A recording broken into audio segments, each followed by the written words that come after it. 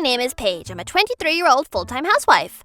I live with my husband, Jonathan, who is a salaryman, and our daughter, Pauline. We're a happy family of 3 living together right now. Mommy, Daddy, what does ab initio mean? What? Bonito? Paige, a bonito is a type of fish.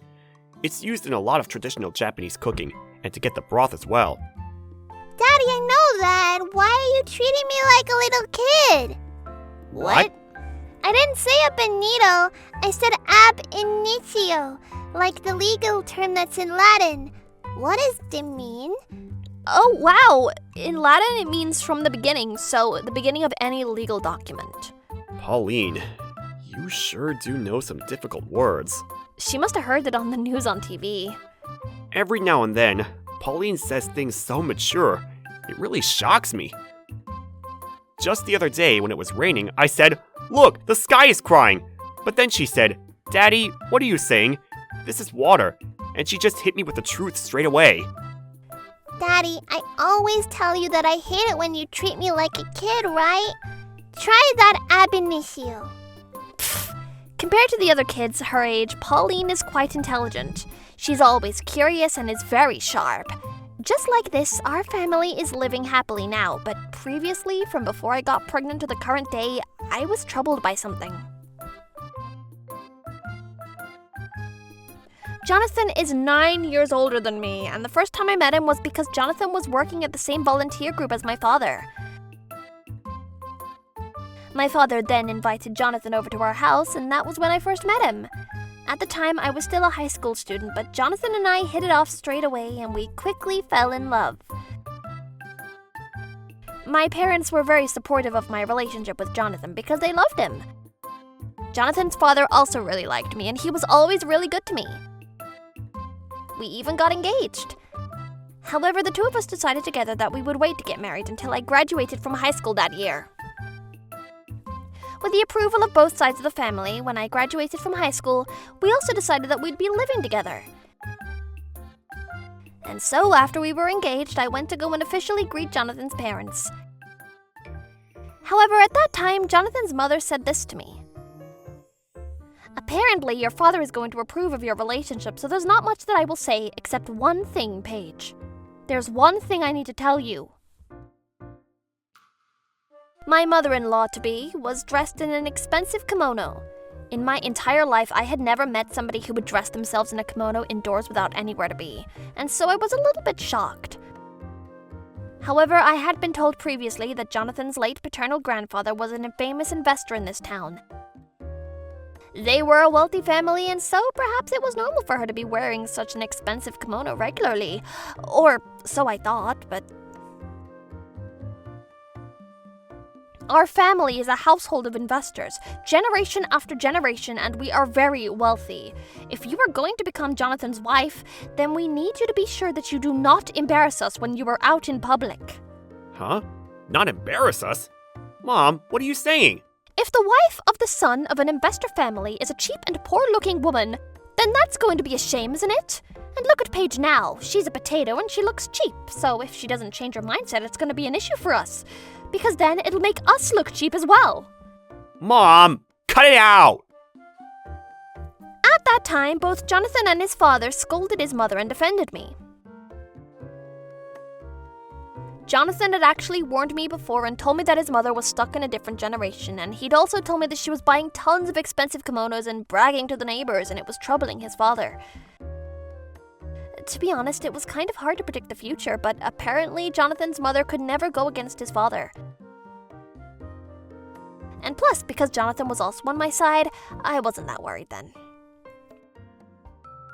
However, shortly after that, Jonathan's father was caught in a traffic accident and hospitalized. A few months later, he unfortunately passed away.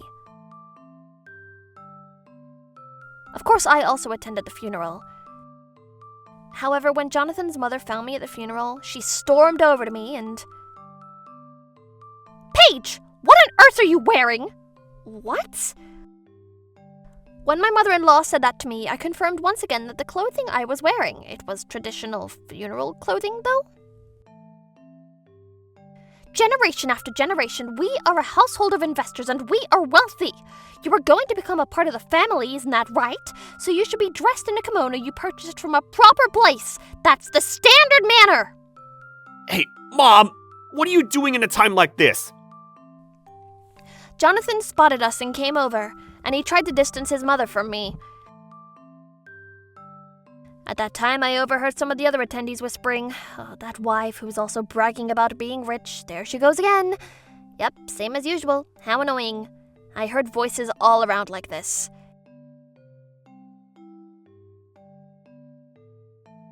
It's just as Jonathan had told me. This woman is always bragging about how amazing the family she married into is, so she must have a lot of people who don't like her.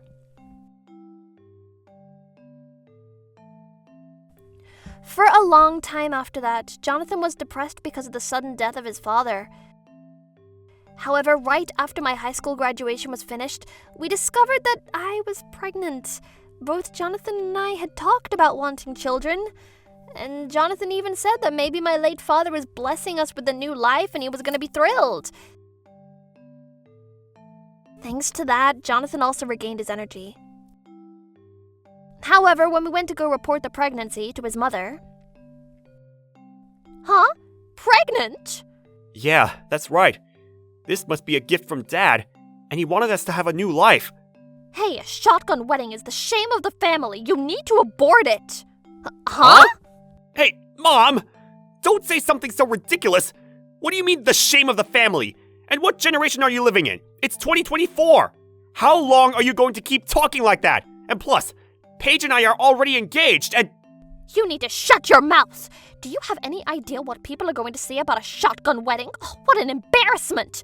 We are a family of investors and we are wealthy! This is utterly unacceptable! It was true that perhaps there were some people who wouldn't feel comfortable about getting pregnant before marriage. However, Jonathan and I had already strongly vowed that we would be getting married to one another soon, and we'd already spoken to both of his parents that we wanted to have children in the early stages. When we discussed it with them, Jonathan's father was excited and he said he wanted to see his grandchild's face as soon as possible. And Jonathan's mother said if that's what he wants, then she feels the same. And yet, after 5 hours of trying to speak to Jonathan's mother, she reluctantly gave in. And even though she said she wasn't going to accept it, she agreed to allow the pregnancy. However, it was after this that my mother-in-law became horrible. Jonathan and I signed our marriage certificates and we had our wedding. In the end, his mother agreed to let us have the child. Even though we may have gotten pregnant before we were officially married, and there were some people who might say the order wasn't correct, she still was Jonathan's mother. And so, of course, we were going to invite her to the wedding, but... During the performance of the wedding reception, my mother-in-law suddenly stood up in her expensive kimono and she came over to our table and said, "How dare you have a wedding with such a swollen stomach? Ugh! How embarrassing! How dare you embarrass me like that?" As she said that, she had a glass full of alcohol in her hand and she tried to forcefully pour it down my throat.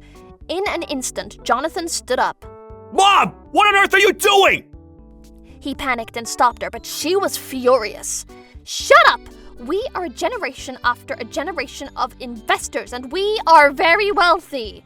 How dare you tarnish the reputation of our household? Come now!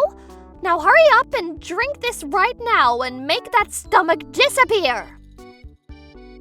This was happening in front of everybody and they all froze. In the end, we had to ask the staff to escort Jonathan's mother out of the venue, but all the guests were shocked by what just happened. Of course, neither Jonathan nor I could forgive her for what she did. After that day, Jonathan cut off all ties with her and we haven't seen her.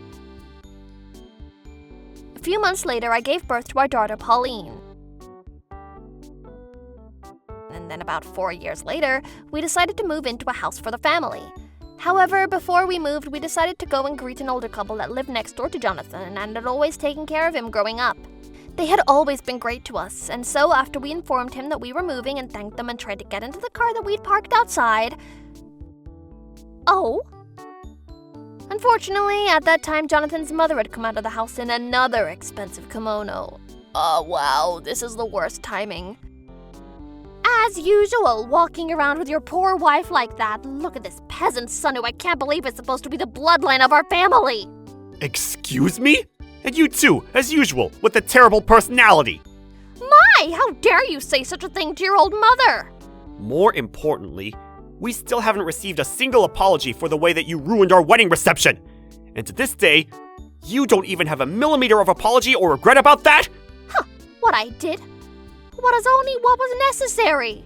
I can't believe you're having a shotgun wedding at 18 years old. How embarrassing! You still say these things. I could hear Jonathan's blood boiling, but this time, his mother turned her attention towards Pauline and said this to her. You are such an unfortunate child. You know, there's no path for you to become happy, being born to such distasteful parents. To my disbelief, that's what she said directly to our 4-year-old daughter. Hey, how can you say such a thing to our daughter who's only 4 years old? If you say any more to our daughter, I'm never going to forgive you. Ha! You're just a poor little daughter-in-law. What's there you can do against me? We are generation after a generation of investors, and we are very wealthy. This isn't a household that a peasant like you can do anything against. Oh, how embarrassing. How embarrassing to see such pathetic parents like this. This woman! Surely she knows what a big impact the words that an adult says to a child when they're young and how they can affect their way of thinking when they grow up. Well, Pauline just stood there looking lost and asked me, Mommy, what does pathetic mean? but still. Jonathan was the one who was the most furious with his mother. I've decided. I need to make that woman understand what she's done and know her place at least once. I'll never forgive her. I'm going to make sure she gets what she deserves. That's right. With this decision by Jonathan, that's why his mother-in-law ended up in such a disaster. However, in the beginning, before we could put our plan of action into how to get back at his mother, we thought that we should at least give her a heads up, so we went to her family house. However, Jonathan's mother replied, You two, what do you want? As those who tarnish the reputation and bloodline of generation of investors in this very wealthy family, there's absolutely no way I'm letting you into our property. Now leave! Jonathan and I were completely exhausted by his mother when we both let out a big sigh. Mom, you better not come crying to us later. Excuse me? As if I would come crying to you. Leave, you embarrassing peasants! And so, a few weeks later on a Sunday, I suddenly received a phone call from other than Jonathan's mother. Hello? Hey, Paige! What on earth is going on here? I've tried to call Jonathan, but he won't pick up the phone. Oh, Jonathan's in the middle of driving right now, so I'm sure he can't pick up the phone. So what happened? I don't know what's going on, but these strange men came to my house and told me to get out. Pfft, oh, yes, I'm sure they did because we put your family house up for sale. Huh? When she heard that, my mother-in-law was stunned. The situation was so beyond her expectations that she was at a loss for words. Is that all you needed to talk about? I'm kind of busy right now, so I'm gonna hang up. Hey, wait! You put this house up for sale without saying anything to me? How can you? What do you mean, how? While your husband was still alive, he transferred the house to be under Jonathan's name. You also knew that, didn't you? Well, yes, that's true, but what about my approval? How can you do this without my approval? Legally, there isn't a single problem with it. And plus, just a couple of days ago, Jonathan and I came to your house to try to inform you that we'd sold the house, although you refused to let us speak to you and simply kicked us out. What? So why don't you just use your inheritance from your late husband and move somewhere? Oh, but just the other day, your next-door neighbor said this to me. Ever since your husband passed away, that your kimonos have gotten even more extravagant and that your bragging about being a family of investors has become even worse than before. I hope that doesn't mean that you've already used up most of your late husband's inheritance on those kimonos. That response. But as long as you sell all of those kimonos, I'm sure they'll amount to enough that you can move. Oh, and let me say this beforehand. Jonathan and I won't be helping you at all. I can't do that! Expensive kimonos are the symbol of a wealthy family. I couldn't possibly sell these. That's enough. Well, even though you've been spending all that money on those kimonos, I'm sure you still have some left of your husband's inheritance, right? So why don't you begin with moving into a rental apartment or something? You know, it's already been a few years since he passed. As a person from a family of investors, of course there's a need for me to spend money, so... What? Even though you had that insane amount of inheritance, you don't have any left already? Well, that's awful. Well, then there's no advice I can give to you. Goodbye. Hey, wait! Then I simply hung up the phone. However, about an hour later, the doorbell to our house rang, so I checked the security monitor and... Paige, please help me. Please let me live with you.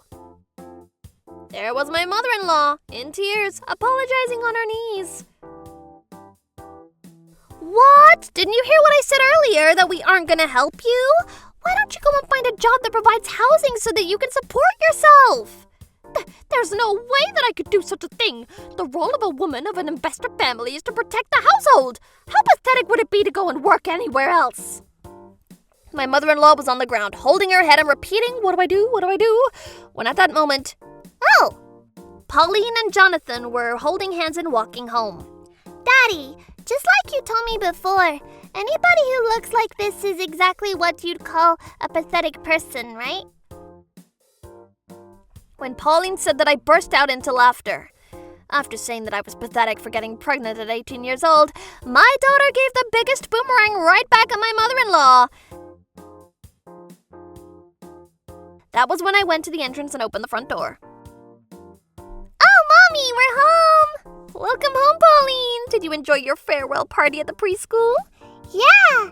And did you finish packing up for the move, Mommy? Yep, all done.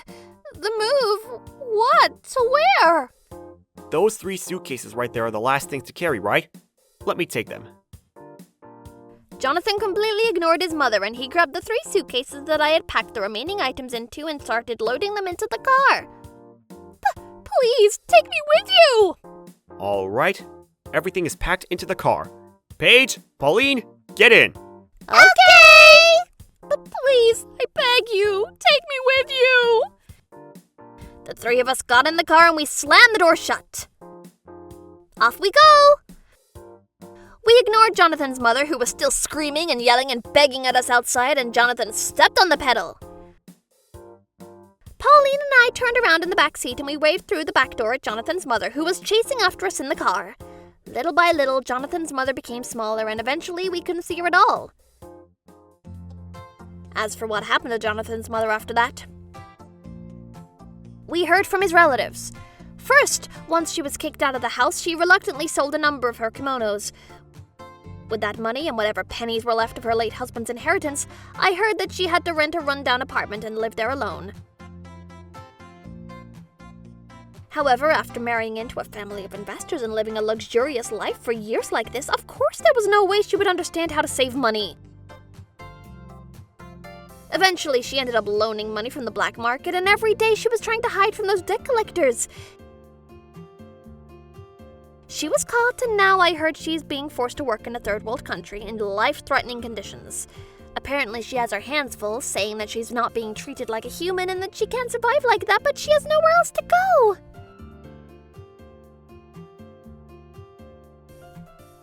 But to us, we think she got what she deserved. On the other hand, as for us, the 3 of us are living as an even happier family of 3 in our beautiful brand new home. By the way, Jonathan and I discussed together that we're gonna save the entire inheritance that we received from his father for Pauline's future. I truly can't wait to see what kind of woman our daughter becomes. Mommy, Daddy, what does rock bottom mean? Pauline, rock bottom is... You know when you shovel into the sandbox and then eventually you hit something hard? So when you hit the hard thing at the bottom of that hole... Daddy, that's not what I'm talking about, you know? When you say that people hit rock bottom, I want to know what rock bottom means. I can't believe you're treating me like that again. That was very pathetic of you. Yes. I'm deeply sorry about this. Pauline, when you say rock bottom in that case, you're talking about the worst possible place to be. That's a very, very difficult place to be. Even if you're stuck there, it's hard to get out. That's where all of the bad people go. So let's remember that, okay?